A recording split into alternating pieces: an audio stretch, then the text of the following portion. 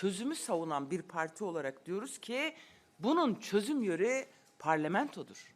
Parlamentoda meselenin bütün boyutlarıyla konuşulması, tartışılması, çözüm önerilerinin değerlendirilmesi gerekiyor. Demokratik siyaset buna çözüm bulmak için vardır. Meclis bunun için vardır. Halk bize niye oy veriyor? Kendi sorunlarını çözmemiz için, çözüm yolları ortaya çıkarmamız için bize oy veriyor. Biz HDP olarak sınır ötesi operasyonlara, savaş siyasetine, ölüm siyasetine her zaman karşı olduk. O tezkereleri hiçbir zaman onaylamadık. Evet demedik. Evet, bu tezkereler geçmeseydi Gare'de 13 can toprağa düşmeyecekti. Aslında Gare'nin özetlerinden bir tanesi de budur. Şimdi elimizde çok sayıda veri var. Şimdi şu bilgiyi Türkiye yurttaşlarıyla paylaşmak istiyorum. Filipinler'de Moro gerillaları ile hükümet arasında arabulucu olduklarını bu iktidar gururla ilan ettiler geçmişte. Peki bizim vatandaşlarımızın hayatı Moro ile hükümet arasındaki arabuluculuk yapan iktidar için bu kadar değersiz mi? Gidip dünyanın öbür ucunda bir arabuluculuk rolü üstleniyorsunuz, çözüm üretmeye çalışıyorsunuz ama burada ölüm ve savaş siyaseti yürütüyorsunuz. Evet, bu iktidar kutuplaştırma ve savaş siyasetiyle iktidarını garantiye almaya çalışıyor. Ve bunu artık bütün Türkiye görüyor, bizler de görüyoruz. Biz Gare operasyonunun ya da bu ölümlerin haritalara sıkıştırılamayacağını bir kez daha ifade etmek istiyoruz. AKP'nin kongre salonlarında geçiştirilecek bir mesele değildir. Can yakan, ölümlerin yaşanmaması meselesi demokrasi ve özgürlük meselesidir. İşin burasını kimse konuşmuyor. Evet, meclisin sorumluluk alması gerekiyor ve bu konuda iktidara hesap sormaya devam edeceğiz. Biz hesap soracağız. Çünkü bizim görevimiz budur. Bu soruların yanıtlarını kesinlikle aramaktan vazgeçmeyeceğiz. Nedir? Araştırma önergeleriyle, soru önergeleriyle orada yaşananların bütün şeffaflığıyla açığa çıkmasını istiyoruz. Çünkü tüm Türkiye'nin istediği budur. Diğer bir mesele var. Biliyorsunuz kongre salonlarında ölen çocukların anneleri arandı. Bu büyük bir trajedidir. Ve anne dün açıklama yapmış, kongre salonundan aradığınızı bilmiyordum diyor. Bunu kamuoyunda biliyorsunuz yazıldı, çizildi, herkes de okudu. Rize'de kongre salonlarında lebalep bir görüntüyle hem de büyük bir mutlulukla, büyük bir sevinçle, gülücüklerle bu mesele nasıl anlatılabilir?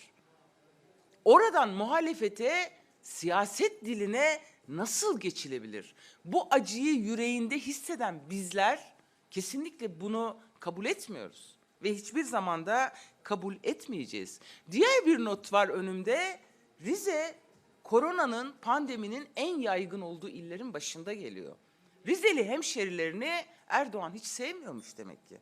Onları ölümle buluşturuyor. Ziyaret ettiği belediye başkanı ertesi gün korona testi pozitif çıkıyor. Orada lebalep oturan binlerce insan aslında pandeminin bulaşısıyla yüz yüze bırakılıyor. 20 kişilik, 30 kişilik, 50 kişilik salonlar, lokantalar, kafeler, pastaneler her neyse kapatılıyor ama binlerce insan bir salona sıkıştırılıyor, tıkıştırılıyor ve bundan da gurur duyuluyor. Garip bir şekilde sanki halkın aklı uçmuş gitmiş. İşte Gare'de bunlardan bir tanesidir aslında.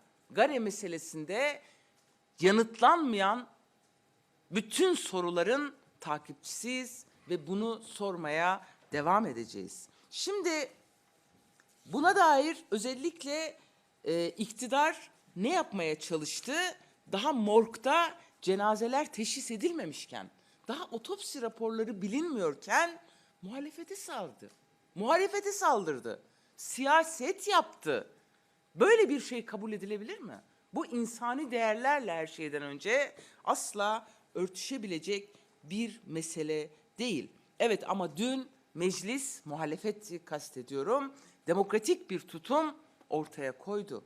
İktidarın hesap vermeme, hesap sorma niyetlerine karşı bir kaya gibi durdu ve muhalefet bu dönemde gelecek açısından da büyük bir umudu Türkiye yurttaşlarına gösterdi.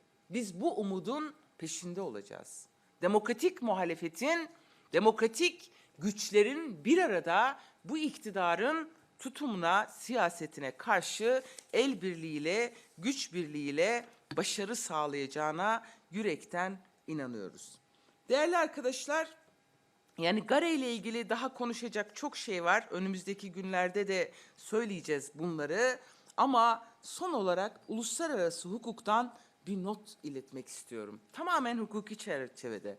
Uluslararası insan hakları hukuku, devletlerin çatışmanın tarafı olmayan kişileri tehlikeye düşürecek operasyonlardan kaçınması ve yaşam hakkı için gerekli önlemleri almasını emreder. Orada alıkonulan insanların kolluk gücünün çatışmanın tarafı olmadığı, silahlı olmadıkları ve korunmaları gerektiği her türlü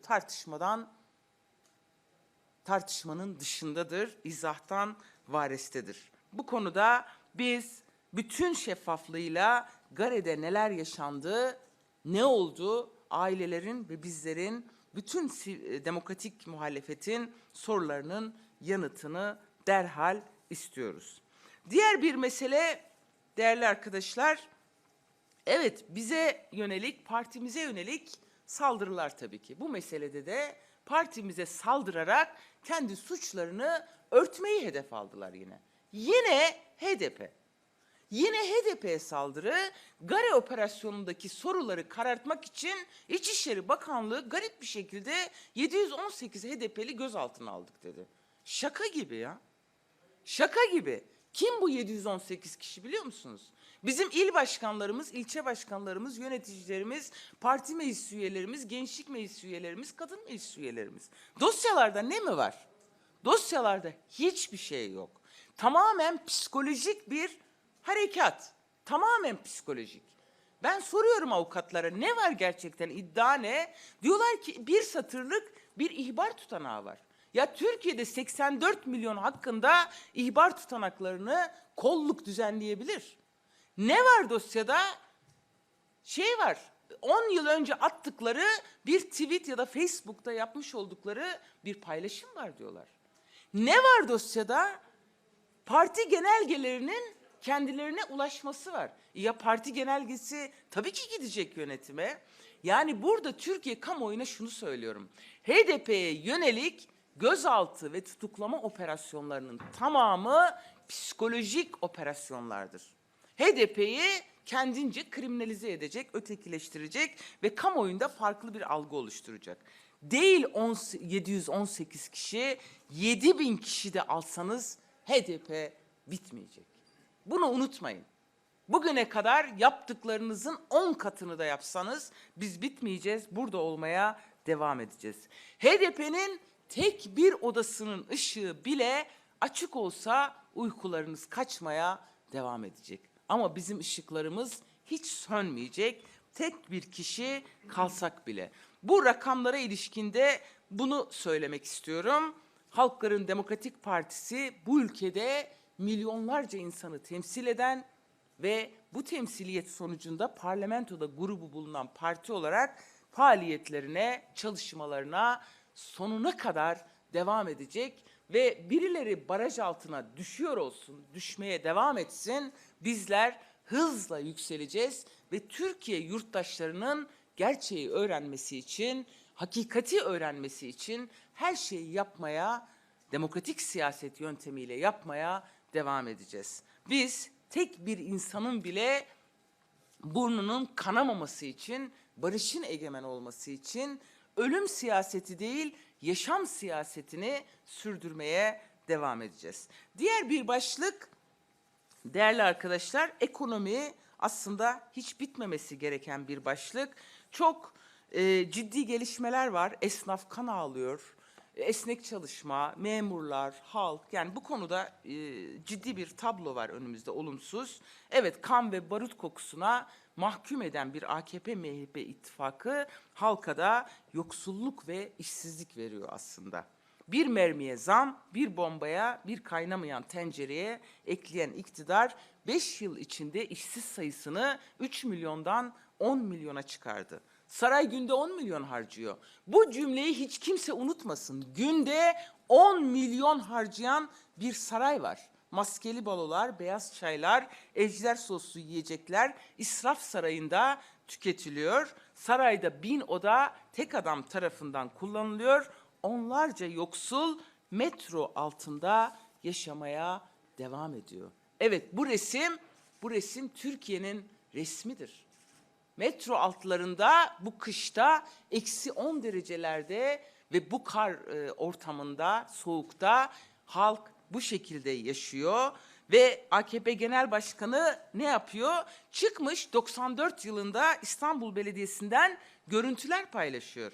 Sözde gönül belediyeciliği yapıyor. Kayyımların kayyımı Erdoğan gönül belediyeciliği yapıyor. Ama bu gönül belediyeciliğine kimse kanmıyor artık. 94'ü konuşacağınıza gelin belediyelere atadığınız kayyımları ve gösterdiğim gibi metro altında ve sokaklarda yatırdığınız insanlardan bahsedin. Öğrenciye ve Kürtlere kelepçe, iş ve aş isteyenlere, kadınlara gaz ve job, saraydaki job, yoksullara saraydaki keyiflilerin çayı, devam sütlerine özel kilitler bu iktidarın yarattığı felaket tablosudur. Evet, AKP-MHP ittifakı sofrayı ekmeksiz bıraktı. Tencereyi tuzsuz bıraktı, hayatı tatsız hale getirdi. Bu iktidar kadar bebekleri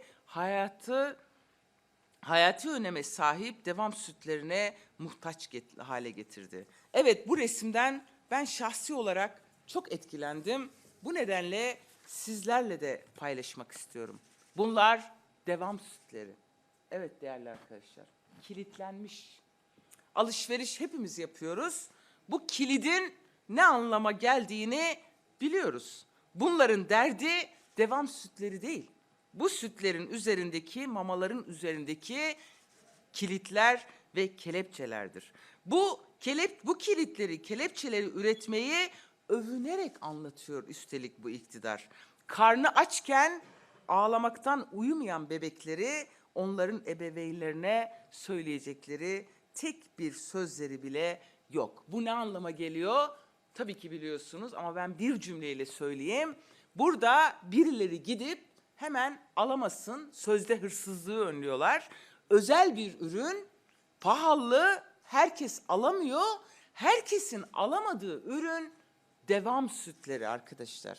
Bebeklerin açlığa ve ileriki yaşlarda çok ciddi hastalıklara maruz kalması anlamına geliyor. Evet, vatandaş bu kilitli devam sütlerini alamıyor. Şunu da söyleyeyim son olarak, ekonomi kesinlikle Türkiye'nin en temel gündemi olmaya devam ediyor. Ama iktidar bunu da karartmaya çalışıyor. Bunu da sanki yokmuş gibi yapmaya ve bu konuda bir resim vermeye çalışıyor. Esnaf kazanamıyor, işçi kazanamıyor, emekli kazanamıyor. Bir tek beşli soygun çetesi kazanıyor. Dünya faiz rekoru kırdılar. Faiz lobisi kazanıyor. İhaleleri ve kamu görevlerini ulufe olarak dağıtıyorlar. Yandaşlar kazanıyor. En son TÜİK Başkanı biliyorsunuz 15 Şubat'ta görev süresi bir yılı daha doldurmayan Muhammed Cahit Şirin'in yerine başkan yardımcılığı görevini yürüten Ahmet Kürşat Dostoğru vekaleten atandı. İlginç, liyakat yerine sadakatin esas alındığı Cumhurbaşkanlığı hükümet sisteminin işte böyle görevden almaları hiç de kamuoyunda sürpriz olmuyor. Halbuki TÜİK istedikleri bütün yalanları atıyordu. İstedikleri bütün rakamları çarpıtıyordu. Yani gerçekleri değil, TÜİK o kadar çelişkili, o kadar absürt pespaye yöntemlerle halkı yanıltmaya çalışıyorlardı ki bu bile TÜİK Başkanı'nı kurtaramadı. Evet, bunu son olarak şunu söyleyeyim. Türkiye tarihi ilk defa bu kadar yoksulluk görüyor. Bizler bu yoksulluk karşısında utanıyoruz. Biz utanıyoruz. Karnı tok yatan herkes utanıyor aslında. Maaş alan ve kıt kanaat geçinen emekli memur da utanıyor. Aslında hepimiz utanıyoruz. Ama kim utanmıyor biliyor musunuz? Bir tek iktidar ve saray sahipleri utanmıyor. Utanmıyor. Edward Young'ın çok güzel bir sözü var bu konuda. Diyor ki yalnızca zalimler utanmazlar. Çünkü zalimlerin kalbi ve vicdanı ölmüştür. Onları iktidar ve para hırsı teslim almıştır. Oysa bizler yasaların yetersiz kaldığında utanma duygusunun bizleri bir arada tuttuğuna inanan insanlarız. Utanmadıktan sonra hiçbir yasa aslında etki edemez. Benim söyleyeceklerim bu kadar arkadaşlar. Varsa sorunuz alayım, yoksa bitireceğiz. Buyurun. Efendim, alıkonulan askersiz ve polislerle ilgili işte temas kurulabilir, bir an önce bununla ilgili adımlar alınabilir deniliyor. Avrupalılar mı? Yok, alıkonulan Hı hı. şehit düşen Evet. asker polis siviller için. Geçmişte de bunlar için daha sık adım atılabilir, alınabilir tartışması vardı. Şimdi HDP'nin temasa geçtiğini dün genel kurulda Süleyman Soylu söyledi. Ama bir yandan da HDP'yi terör uzantısı olarak bir yere koyuyor. Burada bir garip bir çelişki var mı sizin içinde? Ya onların varlığı çelişki zaten. Onların sözleri, yaptıkları yani bir bütün olarak çelişki. Yani Süleyman Soylu sözde İçişleri Bakanı, sözde güvenlikten sorumlu ama kendisi her gün suç üretiyor. Her gün, her konuşmasıyla bir suç üretme mekanizmasına dönüştü. İnsanları parçalamaktan, tükürmekten, yok etmekten, öldürmekten söz eden bir İçişleri Bakanı'ndan aslında düzgün, makul, yasalara uygun bir açıklama belki beklememeliyiz. Yani hala o umut varsa bunu bilemiyorum. Yani kamuoyunun takdirine sunuyorum. Bizler alıkonulan asker, polis ve istihbarat görevlileri için sayısız defa görüşmeler yaptık, basın toplantıları yaptık, araştırma önergeleri verdik, soru önergeleri verdik.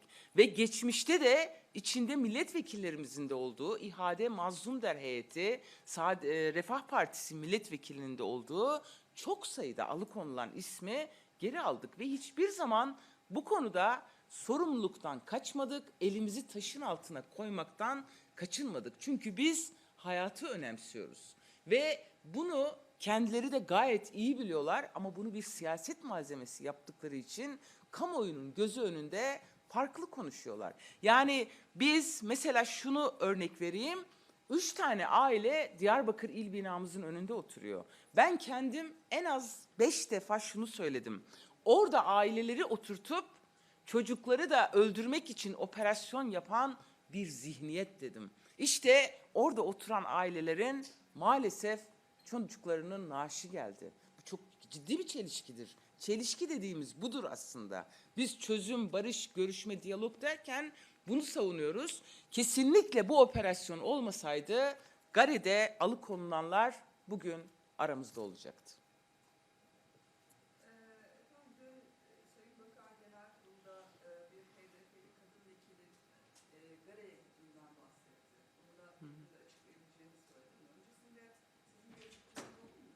Neyimiz? Yani yok, bu sorunun muhatabı biz değiliz. Süleyman Soylu, bence kendisine sorun. Yani kendisi bir iddia ortaya attı. Bizim üstümüze alınmadığımız bir durum. Ayrıca dün eş genel başkanımız Pervin Buldan hakkında büyük bir iftira attığını, hani bir karartma yaratmaya çalıştığında not edelim.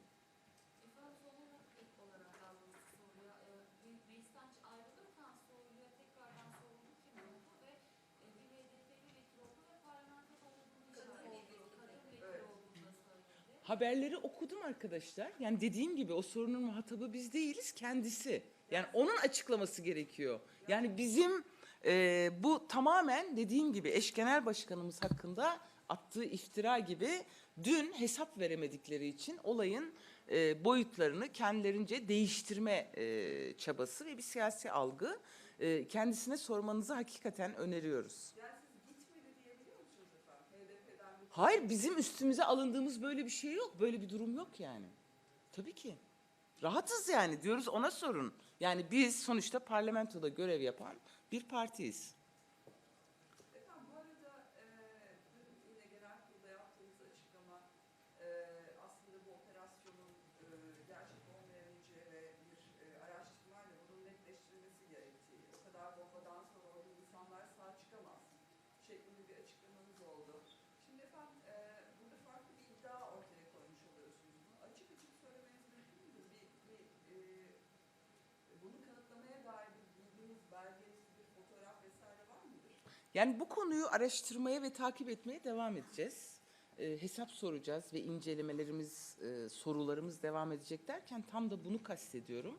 Yani bu alıkonulanlar meselesinde rakamı tam hatırlamadığım için söylemek 355'ti galiba.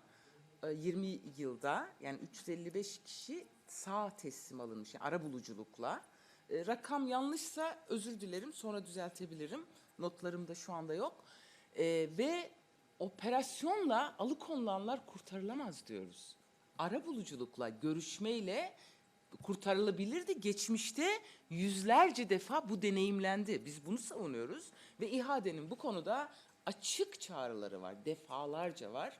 İHA'de Genel Başkanı dün, önceki gün açıklama yaptı. Bu arada bu vesileyle İHA'deye yönelik, Eren Keskin'e yönelik, Şebnem Korur Fincancı'ya yönelik saldırıları da kesinlikle kabul etmediğimizi, yani insandan yana, haktan yana olan herkesi Soylu'nun hedefe koyduğunun bir göstergesi olduğunu da ifade etmek istiyorum. Sanırım sorunuzu yanıtladım. Yani şunu söyledim, 42 savaş uçağı kazan bombalarıyla insanlar nasıl kurtarılacak? Yani bu soruyu sorduk. Bu sorunun cevabını onlar verecekler bize. Haritaları getirerek değil. Nasıl kurtarılabilirdi? Yani bu sorunun cevabını arıyoruz. Tabii bu konunun dışında Binali Yıldırım'ın 4 yıl önce yapmış olduğu konuşmayla dün Recep Tayyip Erdoğan'ın yapmış olduğu konuşmanın birebir aynı olduğu için Hangi konuşma? Yunus Emre programıyla alakalı geçmişte Binali Yıldırım'ın 4 yıl önce yapmış olduğu konuşma dün Erdoğan'ın metninde de aynıydı. Bilmiyorum izlediniz mi ama Hı hı. bununla ilgili değerlendirmeniz olur mu? Yani ben danışmanları bana çok kızıyorlardır eminim, iktidarın danışmanları, ama bence gerçekten danışmanlarını bir gözden geçirsinler. Eğer kendileri bilerek gerçek dışı beyanlarda bulunmuyorlarsa danışmanlarda bir sorun var. Çünkü herkesin bildiği sorulara yanlış, yalan cevaplar veriyorlar. Ama tabii bu sizin sorduğunuz soruda da bir ezberin yıllarca devam ettirilmesi meselesi var.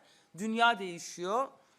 Hayat değişiyor, evren değişiyor, iklim değişiyor, pandemi gibi uluslararası hastalıklar gelişiyor ama AKP'nin ezberleri gelişmiyor. 4 yıl önceki konuşma bugün aynen devam ediyor ve bunun karşılığı, bunun miadları doldu yani aslında, bunu söyleyebilirim. Çok sordunuz arkadaşlar. Evet, çok fazla sorumuz var. Şimdi dün önemli bir gündü gazeteciler Evet. içinde. Dolayısıyla biz o gelişmeleri çok dikkatle takip ettik. Şimdi Özlem Zengin'in AK Parti Grup Başkan Vekili'nin bir açıklaması oldu. Siz evet